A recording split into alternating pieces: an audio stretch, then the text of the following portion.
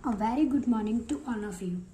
आज हम मैथ्स में आपकी क्लास 6 जो कि एनसीईआरटी का चैप्टर फर्स्ट है नोइंग आवर नंबर्स, उनके बारे में जानेंगे। बेसिकली जो नंबर्स होते हैं वो हमारी बहुत काम आते हैं। तो बेसिकली नंबर्स जो होते हैं वो हमारे किस किस काम आते हैं, उनसे हम क्या कर सकते हैं। हम कोई भी जो कॉन्क्रीट ऑब्जेक्ट्स हैं, जो भी कॉन्क्रीट ऑब्जेक्ट्स हैं उनको काउंट कर सकते हैं, लाइक 1 2 3। इस तरीके से हम किसी भी कॉन्क्रीट ऑब्जेक्ट्स को काउंट करने के लिए नंबर्स का यूज़ करते हैं। अब होता है कलेक्शन ऑफ ऑब्जेक्ट्स। अब हमें कोई भी ऑब्जेक्ट दिया गया है उसकी कलेक्शन के लिए कि वो 1 है, 1 है, 2 है, 3 है, मतलब कितना है, कितने कलेक्शन हमें करने हैं। तो उसके लिए हमें जो ज़रूरत होती है वो होती है नंबर्स की ज़रूरत। अब होती है अरेंजमेंट ऑफ नंबर्स, कि हम उनको कैसे अरेंज करते हैं। नंबर्स को अरेंज करने के लिए भी हमें एक मेथड की ज़रूरत होती है। अब उन नंबर्स को हम कैसे अरेंज करते हैं। कुछ नंबर्स होते हैं जिन्हें हम स्मॉलेस्ट, ग्रेटेस्ट इस तरीके से अरेंज कर सकते हैं, असेंडिंग डिसेंडिंग, इस तरीके से हम नंबर्स को अरेंज कर सकते हैं। अब कुछ नंबर हैं जैसे कंपेयरिंग नंबर्स। कंपेयरिंग नंबर्स में क्या होता है, हम नंबर्स को कंपेयर कैसे कर सकते हैं, या तो स्मॉलेस्ट के बेस पे कंपेयर कर सकते हैं या ग्रेटेस्ट के बेस पे कंपेयर कर सकते हैं।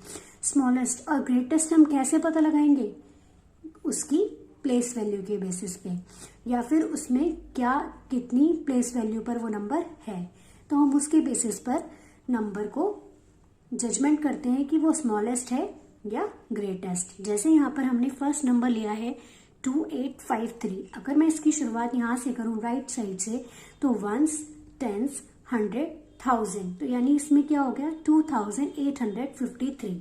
ठीक है। दूसरा हमने नंबर लिया 76913। अगर मैं राइट साइड से पढ़ना शुरू करूंगी तो ये होगा 1s, 10s, 100, 1000, 10,000, यानी 76,913। अभी हमने देखा इसमें कितने हैं 999। अगर मैं इसे पढ़ना शुरू करती हूँ 1s, 10s, 100, यानी क्या हो गया 999। अब आ गया 46। इसमें हमारे सिर्फ दो ही वैल्यू हैं, मतलब दो ही डिजिट्स हैं, एक 1s पे और एक 10s पे, और दोनों को मिला के पढ़ा तो क्या हो गया 46।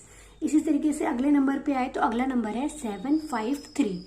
अगर इन दोनों को हमने देखा तो यहाँ से हमने इसकी शुरुआत करी 1s, 10s, 100, तो ये क्या बन गया 753।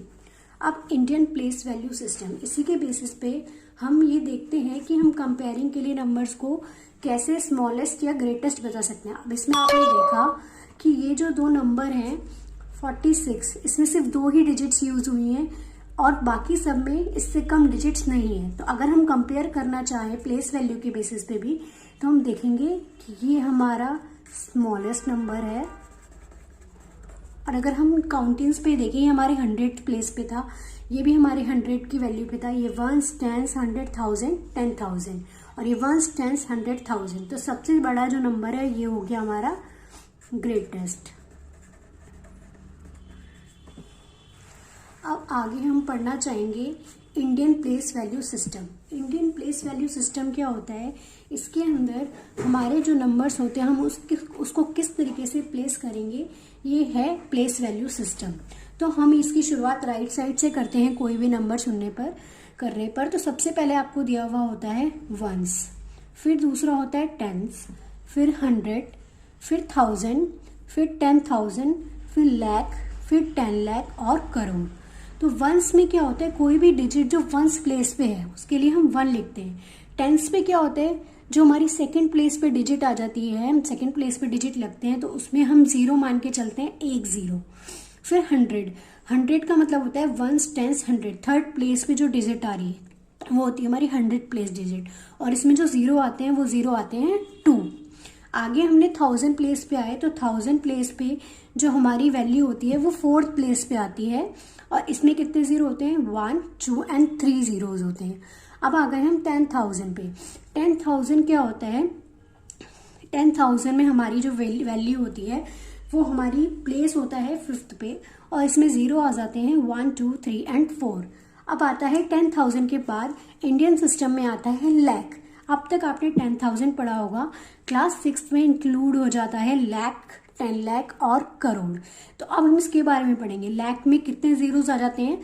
5 जीरोस होते हैं प्लेस वैल्यू में, और डिजिट्स हो जाती हैं टोटल 6 प्लेस पे हम ये डिजिट को रखते हैं। 10 लाख में 7 डिजिट हो जाती हैं और 1 2 3 4 5 एंड 6 जीरोस हम इसके अंदर रखते हैं। करोड़ में आपकी 8 डिजिट हो जाती हैं और इसके अंदर 7 जीरोस हम पुट करते हैं। ये बेसिस पे हम कॉमास लगाते हैं। बेसिकली वंस, टेंस, 100 का एक ग्रुप होता है, 1000 और 10,000 का एक ग्रुप होता है, लाख और 10 लाख का एक ग्रुप होता है। इसी तरीके से करोड़ और 10 करोड़ का एक ग्रुप होता है इंडियन वैल्यू सिस्टम में। आइए इसी के बेसिस पर हम अब इसके कुछ नंबर नेम लिख के देखते हैं और कॉमास किस अकॉर्डिंग पुट किया जाता है। सबसे पहले इसका ग्रुप होता है वंस, टेंस, 100 और इसके बाद लगता है एक कोमा और हो जाता है 1000, 10,000। लेकिन इसके आगे कोई डिजिट नहीं है, इसलिए हम वहां पर कोमा पुट नहीं करेंगे।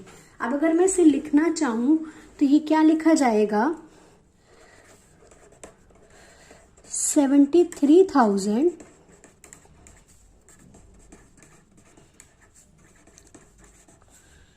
643।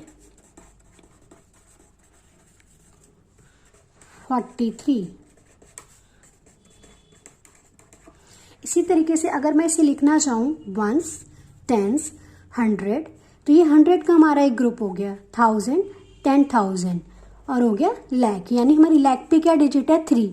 तो हम क्या लिखेंगे? 3,61,749।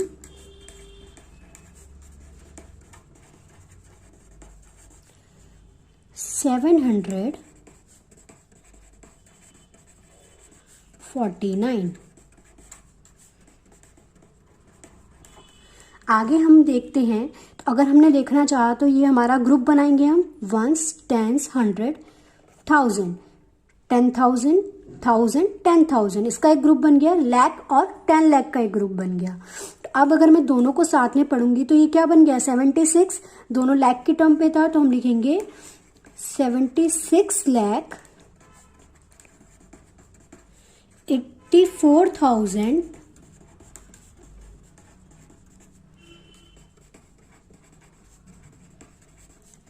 760।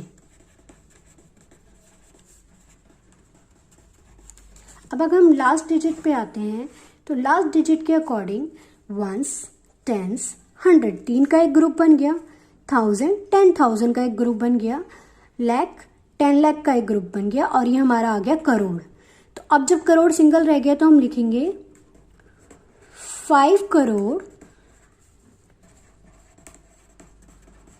73 लाख